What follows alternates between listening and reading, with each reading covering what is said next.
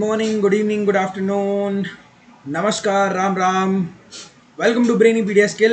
मैं आपका quant teacher चंदन आपके सामने लेके आया हूँ एकदम बढ़िया सेशन। PYQ सीरीज कर रहे हैं हम। किसके लिए? रेलवे के लिए हम PYQ सीरीज कर रहे हैं बेटा। और रेलवे के लिए हम PYQ सीरीज, जस्ट मोमेंट, एक मिनट, जस्ट मुझे एक मिनट दो।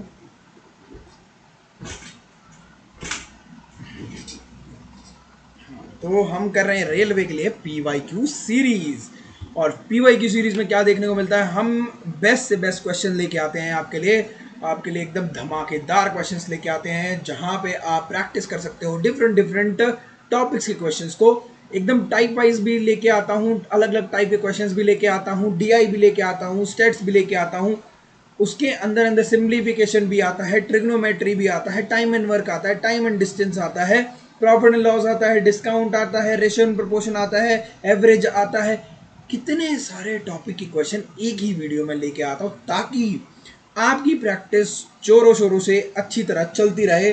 तो बेटा, हम आई होप कि आप लोग बहुत अच्छे से जो भी पिछली वीडियोस होंगी उनको कर रखा होगा आपने, और बहुत हेल्प मिल रही होगी आपको, और बहुत अच्छे से ट्रिक्स के साथ, बेसिक तो बेसिक पर ट्रिक्स के साथ भी आपको समझाया जाता है, तो वो ट्रिक्स भी आपके दिमाग में जा रहा होगा। तो आई होप कि तुम अच्छे से पढ़ रहे होगे, अच्छे से अपनी तैयारी कर रहे होगे, अच्छे से सही सलामत होगे। बस बेटा, 5 जून से एग्ज़ाम है, 24 जून तक चलेगा। CBT 1 है, CBT 1 एक बार निकाल लो, उसके बाद धुआंधार प्रैक्टिस दोबारा करवाएंगे। और दोबारा अगर तुम्हें लगेगा कि सर ये वाले टॉपिक्स जो हैं वो CBT 2 में आ सकते हैं, मैं बिल्कुल लेके आऊँगा ऐसे क्वेश्चंस जो कि RRB NTPC में ऑलरेडी आ चुके हैं, उन CBT 2 में आ चुके हैं। CBT 2 का पेपर कैसा होगा, क्या चीज़ें होंगी, क्या डिफरेंस होगा, वो भी मैं तुम्हें बताऊंगा। और उसी हिसाब से हम तैयारी इसी चैनल पे, ब्रेनी पीडिया स्किल के YouTube चैनल पे एक्सक्लूसिव तैयारी करेंगे और बहुत ही बढ़िया से आगे बढ़ेंगे। बस तुम्हें CBT 1 में जो तुमने पढ़ा है उसको रिवाइज करो, ये जो प्रैक्टिस सेशन आता है उसको करो, और फिर देखो मजा ही अलग आ जाएगा। उसके बाद देखो तुम 100% 100% तुम नंबर लेके आओगे और CBT 1 क्लियर करोगे, और उस लिस्ट में नाम होगा, और तुम आके बताओगे कि हाँ सर, उस लिस्ट में मेरा नाम है और मैं तैयारी करके गया था। तो भाई चलो फिर हम वो बेस्ट क्वेश्चन जो तुम्हारे लिए लेके आया हूँ वो स्टार्ट करते हैं, आगे प्रैक्टिस करते हैं और फिर आगे बढ़ेंगे। पहला क्वेश्चन क्या कहता है, पहले तो यही बता दूं कौन सा है ये भैया। PYQ सीरीज सेट नंबर 18 है, ठीक है। ऑलरेडी 18 सेट हो चुके हैं बेटा। चलो भैया आगे चलेंगे, बिना किसी देरी के आगे बढ़ते हैं। क्या बोलता है, Madhav purchase an item for ₹42,000 sold it eight loss of 20%। With that amount he purchased another item and sold it at a gain of 30%. What is the overall gain? दो चीज़ों से कर सकते हो। पहले क्या करोगे, 42,000 लिखोगे। अगर तुम ऐसे करना चाहते हो तो बता रहा हूँ, दो तरीके से बताऊंगा। पहले ये 42,000 लिखोगे, sold it at a loss of 20%। 20% के लॉस पे बेचता है, तो अब ये 80% रह जाता है ना। जीरो से 2 जीरो काट दो, 8 जीरो 16 33, इतने का बचा। अब वो कह रहा है he purchase another item with that amount, he purchase another item and sold it at a gain of 30%। अब इसने 30% के प्रॉफिट पे बेचा। अब तुम्हें एक बात बताओ, अगर 30% के प्रॉफिट पे बेचा होगा तो तेरा 130% का हुआ होगा। अब ये जीरो जीरो जीरो से जीरो, 13 जीरो 39, और 7 46, 4 13 3 39 और 4 43। अब देखो कहता है what is the overall gain, gain कितना हुआ बेटा। गेन हुआ जो इसमें से, तो पहले 42,000 का सामान था, अब 43,680 का है। 42,000 43,680 का अब है, 42,000 का पहले था। अब कितना बचा, 1,680 दिख रहा है साफ साफ। यही मेरा क्या था आंसर। अगर तुम ऐसे नहीं करना चाहते हो और सिंपल तरीके से, बेहतरीन तरीके से करना चाहते हो, तो बेटा मैं दूसरा मेथड बताता हूँ, उससे करो। वो ज़्यादा एफिशिएंट है बजाय इसके, ठीक है। वो ज़्यादा क्या है बेटा, एफिशिएंट है बजाय इसके। एक मिनट, ये मिटा दे थोड़ा सा, फिर ही तो बता पाएंगे बेटा। जी सर, ये मिटा दीजिए फिर बता दीजिए। देखिए सर, आगे बढ़ते हैं। ये कहता है 20, ये क्या कहता है 20% और 30% कह रहा है ना, 20% का लॉस और फिर 30% का प्रॉफिट हो रहा है। तो भाई क्या हम इस फॉर्मूले से नहीं निकाल सकते हैं? निकाल दो ना सीधा। इक्विवेलेंट क्या होगा, 20% का क्या है लॉस है, माइनस 30% का गेन है, फिर माइनस 20 इंटू में 30 है, अपॉन में 100 है, 20 पंजे 5 छिक, ठीक है, और माइनस 26 और 30 प्लस का है, तो 4% का केवल क्या होगा, प्रॉफिट हो जाएगा। यहाँ से 4% निकाल लिया, तो 42,000 का सिर्फ मुझे क्या निकालना है, 4% ही तो निकालना है बेटा। देखो कितनी जल्दी हुआ है क्वेश्चन, 4 जीरो 4 दुनिया 4 चौक 16, 1680, यही मेरा आंसर था। यही देख लो आंसर, सिंपल। ये वाला तरीका बेस्ट था, वो वाला तरीका थोड़ा सा ये है कि वो आप किससे जाओगे, बेसिक मेथड से जाओगे, ठीक है।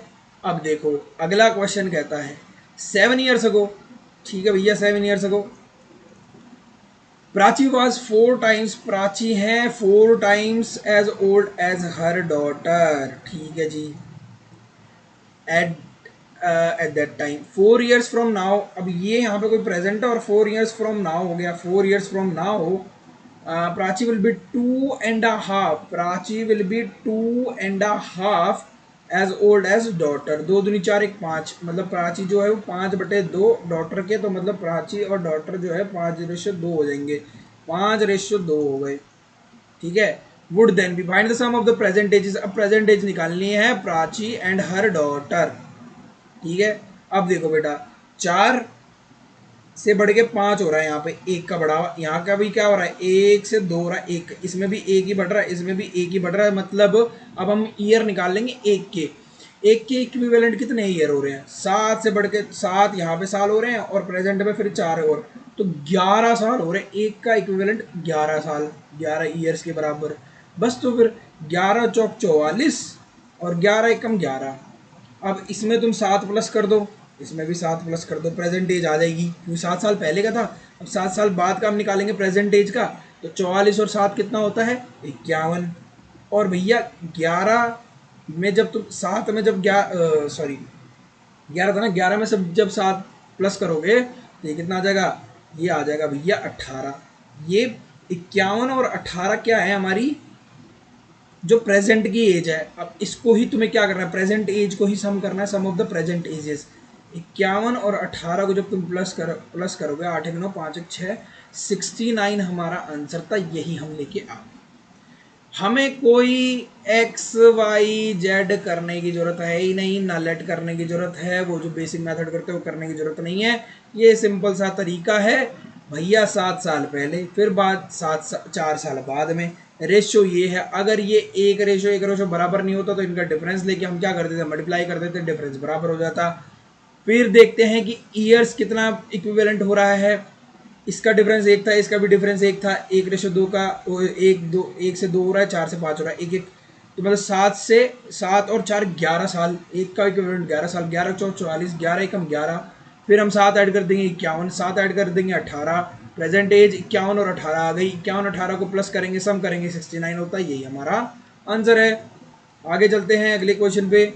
If a sum of rupees 5,000 is taken at a simple rate of interest of 15% per annum for 3 years and another sum of rupees 8,000 is taken at a simple interest of 12% per annum for 4 years, the positive difference of the interest paid is, कोई दिक्कत नहीं है, simple interest भाई 5,000 का, भाई ये सबको पता है, P into R into T by 100, इससे क्या निकलता है, ऐसा ही निकलता है, ये सबको पता है। 5,000 is taken at a simple rate of interest of 15% per annum for 3 years, ठीक है। तो 5,000 का मुझे सीधा सीधा 45% निकालना है। 5,000 का अगर मैं निकालूं 50% तो होता है 2,500, और उसके बाद क्योंकि भाई 15 से 3 को मल्टीप्लाई कर दो ना, और उसके बाद मुझे 5% घटाना है उसका, तो 5% 500 250 घटाना है, ओ 250 घटाना है, तो 2,500 में से 250 घटाओगे तो 2,250 बनेगा, लेकिन तुम्हें मैं करके दिखाता हूँ। भाई 15। भाई मुंह से क्वेश्चन जितने हो सके ना उतने कर दिया करो, ठीक है। 0 0, ठीक है। 15 तिये 45 और 45 25 225 होता है। करके देख लो बेशक। 45 5 5 25 और 2 5 20 2 22 225 होता है। तो ये होगा 2250 आ गया। मैं पहले ही बोल रहा था। अब आया 8000 का। 8000 का ले लो। 12 चौक 48 होता है। अब तुम 50% निकालो, कितना होता है 4000, और 1% निकालोगे तो 80 होगा। 160 माइनस कर दो 4000 में से, तो 160 4000 में से 160 माइनस करोगे तो 3840 आ जाएगा।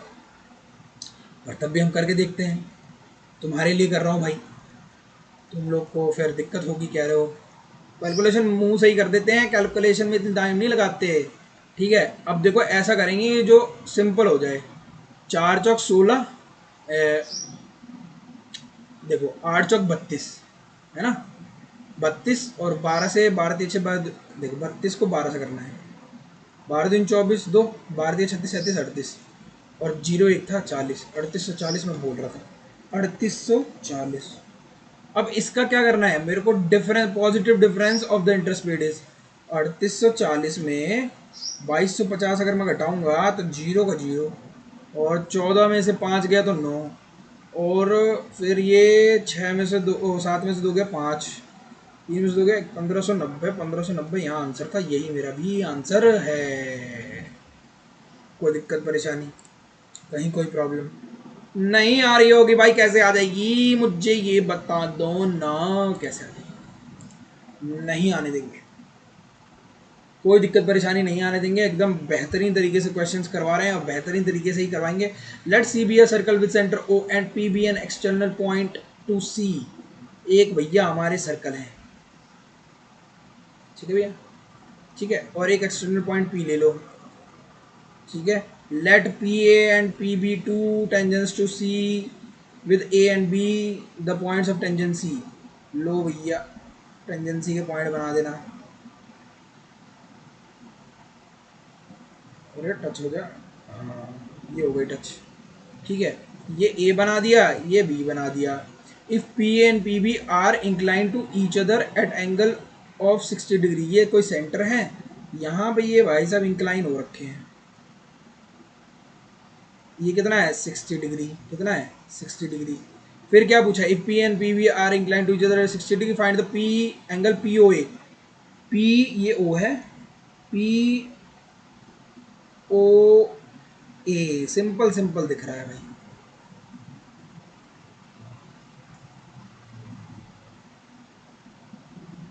ओहो, ओके, सॉरी ये क्यों लगाया मैंने, यहाँ पे क्यों लगाया, गलत किया। यहाँ 60 डिग्री थोड़ा ना होगा भाई। ड्रॉ, हाँ, जो पी ए है और पी बी है वो इंक्लाइंड यहाँ 60 डिग्री पे हो रहे हैं बेटा, सिंपल सी बात है। ये अगर 60 डिग्री है तो ये 120 डिग्री होगा, टोटल 120 डिग्री होगा।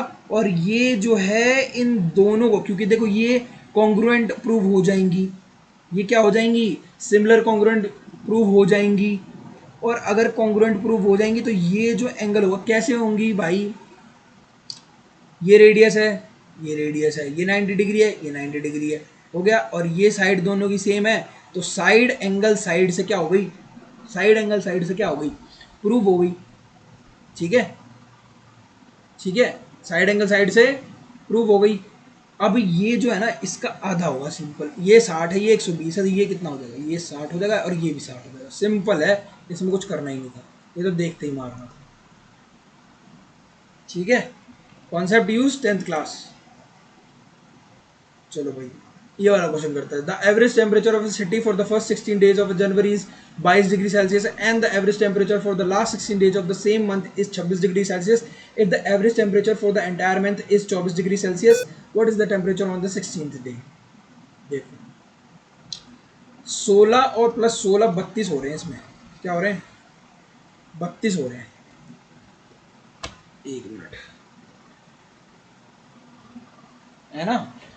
अगर मैं मानूं कि मंथ जो है वो, अगर मुझे 16वें दिन का निकालना है तो मंथ मेरा 31 दिन का होगा, ये माना है मैंने, ठीक है, इसको मैं एक और शॉर्ट ट्रिक से करवा सकता हूँ, लेकिन अगर तुम्हें इसकी शॉर्ट ट्रिक सीखनी है तो तुम्हें मेरा एवरेज देखना पड़ेगा। मैं इसको बेसिक वाले मेथड से ही कराऊंगा, इस वाले क्वेश्चन को तुम्हें एवरेज जाके देखना पड़ेगा, उसमें कंटेंट इसी चीज़ का है, तुम जाके देखो उस वीडियो को।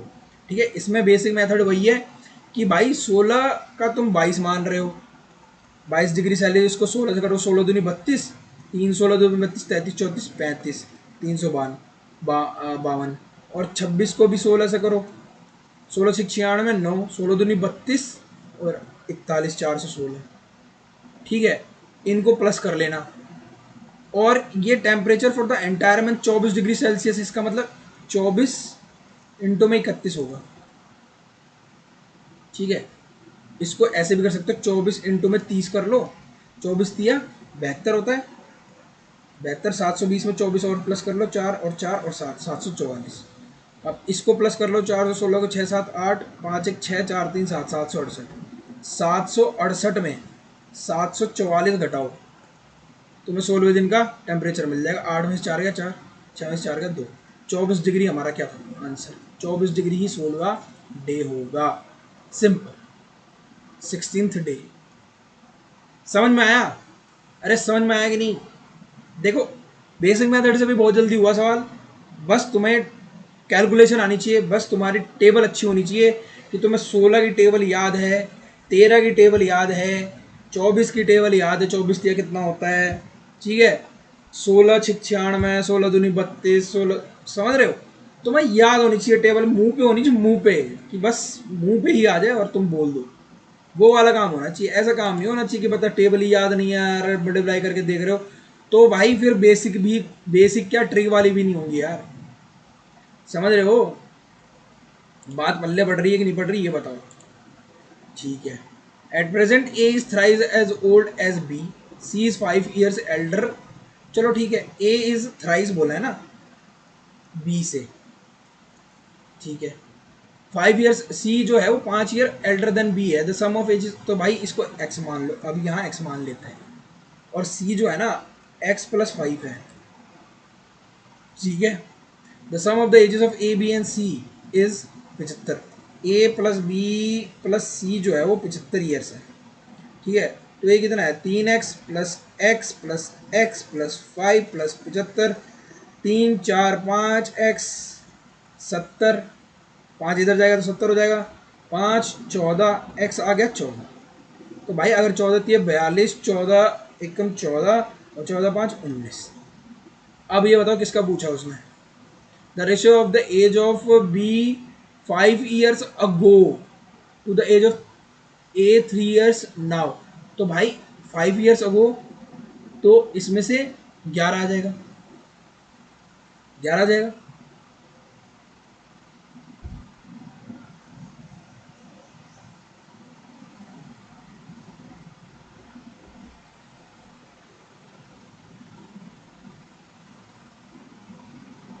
The ratio of age of B 5 years ago, अच्छा 5 ईयर्स अगो तो भाई 9 आया ना, हाँ 14 में से अगर तुम 5 घटाओगे तो 9 आया, ये बी की एज है 5 ईयर्स अगो। ठीक है, और उसने बोला age of to the age of 3 years from now, तो एज थी 42 और प्लस 3 करोगे तो ए की एज आ गई 45, ये क्या है 3 ईयर्स फ्रॉम नाउ, 3, ये किसका ए का है। ठीक है, तो 11, ओ सॉरी 9 रेशियो 45 अगर देखेंगे तो 9 5 जो 45, 1 रेशियो 5, ये क्या आ जाएगा आंसर, ये क्या आ जाएगा आंसर, यही हमारा क्या था आंसर था। देखा, ट्रिकी होते हैं, कभी कभी कंफ्यूज करने वाले होते हैं, ध्यान से क्वेश्चन करना बेटा, ध्यान से, बिल्कुल ही ध्यान से करोगे तभी जाके क्वेश्चंस को टैकल कर पाओगे। बड़े जबरदस्त क्वेश्चन है, कैलकुलेशन है ये, देखो कैलकुलेशन वाले क्वेश्चन हैं। अब देखो, किसी को फॉर्मूला ही ना पता हो क्या, इसका A cube minus B cube का फॉर्मूला पता है, A minus B, A square plus B square plus A B, अगर ये जिसको पता है वो क्वेश्चन कुछ नहीं है इसके लिए, चाहे ट्रिग्नोमेट्री हो चाहे अलजेब्रा हो, कुछ नहीं है। वैसे है ये अलजेब्रा का क्वेश्चन, पर ये साइन ये दिखा के ट्रिग्नोमेट्री बना दिया। देखो ऊपर दे रखा है, इसको ये मान लो, इसको भी मान लो। ठीक है, ए क्यूब माइनस बी क्यूब दे रखा है, तो इसमें अगर तुम ये फॉर्मूला लगाओगे तो क्या बनाओगे, इसको sign A minus cos A, ये बनाओगे। और अंदर क्या बनेगा, sine square A plus cos square A plus sign A cos A, यही तो बनेगा। और नीचे क्या था, sign A minus cos A. क्या ये कैंसिल हो जाएगा इससे, बिल्कुल। अब तुम ये बताओ ये क्या होता है, पूरे संसार को पता है कि ये 1 होता है, प्लस बचा गया साइन ए कॉस ए। था क्या क्वेश्चन में, कुछ नहीं, आंसर। आंसर, हाँ जी, आंसर आ गया। अरे बताई दो हमको रे बबुआ, बताई दो। आ गया होगा आंसर, हाँ भाई आ गया आ गया। चलो जी फिर आगे चलते हैं।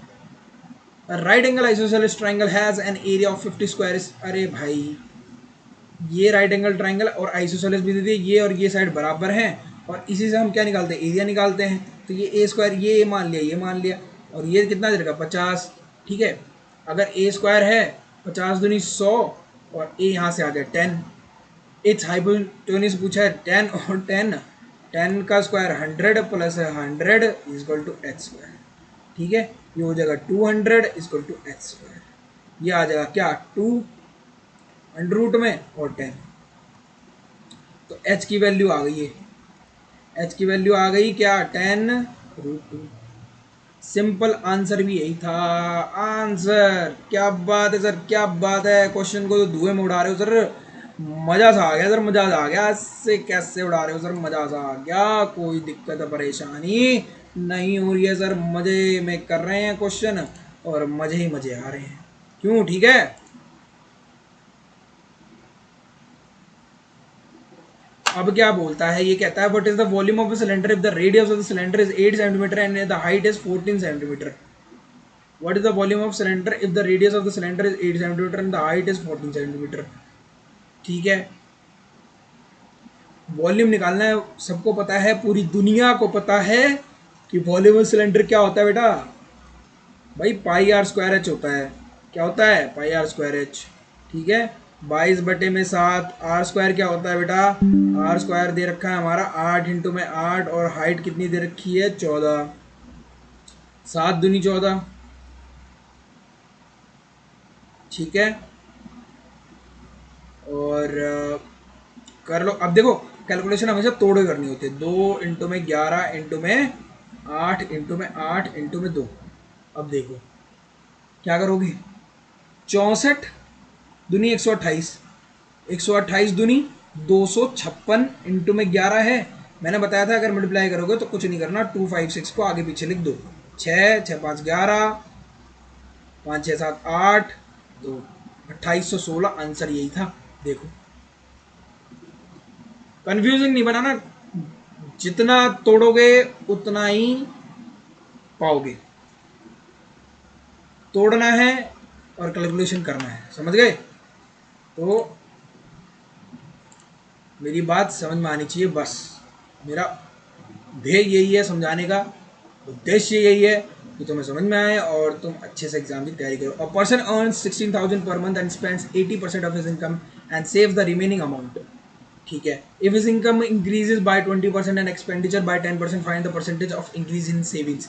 बेटा मुझे आंसर किस में चाहिए, परसेंटेज में, तो मुझे ये जरूरत ही नहीं है, इसकी कार्ड इसकी जरूरत मुझे है ही नहीं। क्वेश्चन इतना ही है और इसी में हो जाएगा, इसकी जरूरत नहीं है। 16,000 की जरूरत मुझे नहीं है। Person earn 16,000 per month and spends 80%। बेटा एक बात बताओ, किसी की भी इनकम 100% तो होगी, ठीक है, और वो बनेगी किससे, एक्सपेंडिचर प्लस सेविंग से, ठीक है। 100% में 80% वो खर्च कर देता है और 20% क्या बचाता है, ठीक है। अब कहता है if his income increase by 20%, अगर इनकम इंक्रीज हो जाती है 20% से, इस 100 का 20% कितना होता है 20, तो ये 120 हो गई। एंड एक्सपेंडिचर बाय 10%, 80 का एक्सपेंडिचर 10% से बढ़ गया तो वो 80 का 10% 88, बचा कितना भाई, 120 में से 88 घटाओगे, सेविंग्स मेरी 32 बची। अब मुझे बताना find the percent increase in savings, savings का बताना है कितना डिफरेंस है, 12 का डिफरेंस, मतलब 12 क्या हुआ है, प्लस हुआ है, 12 प्लस हुआ है कितने पे, सेविंग्स थी मेरी 20 पे, इंटू में 100, ठीक है। 20 पंजे 100 और 12 × 5 = 60% इंक्रीज हुआ है किसमें? सेविंग्स में। ठीक है, पहले अब देखो क्या जरूरत पड़ी, 60, आंसर भी 60% है, 60 ही आंसर था, मुझे 16,000 की जरूरत तो पड़ी ही नहीं, फालतू में दे रखा है। ठीक है, ऐसे क्वेश्चन को ऐसे ही टैकल किया जाता है बेटा, बढ़िया से। So thank you so much. I hope कि आपको ये वीडियो बहुत अच्छी लगी होगी, बहुत अच्छे से समझ में आई होगी। सारे क्वेश्चन बहुत ही अच्छी तरह टैकल करवा दिए हैं, बढ़िया कर दिए हैं। और तुम लोग को बस पढ़ना है, यही काम करना है। कोई दिक्कत परेशानी आती हो तो तुम मुझे कॉन्टैक्ट कर सकते हो, कमेंट कर सकते हो, कमेंट में अपनी परेशानी बता दो, लाइक कर सकते हो, शेयर कर सकते हो, सब्सक्राइब कर सकते हो चैनल को। ब्रेनीपीडिया स्किल हमेशा हमेशा हमेशा आपके साथ है, हमेशा आपके लिए खड़ा है, और हमेशा आपके सपनों को साकार करने के लिए हम मेहनत करते रहेंगे, आपसे मेहनत करवाते रहेंगे और आपके पीछे लगे रहेंगे। तो दोस्तों के साथ शेयर भी करो, और हंसते रहो, मुस्कुराते रहो, खेलते रहो, खिलखिलाते रहो। माँ बाप की सेवा करना नहीं भूलो, माँ बाप की सेवा जरूर करो। और फिर मिलते हैं नेक्स्ट वीडियो में, तब तक के लिए गुड डे एंड जय हिंद, जय भारत।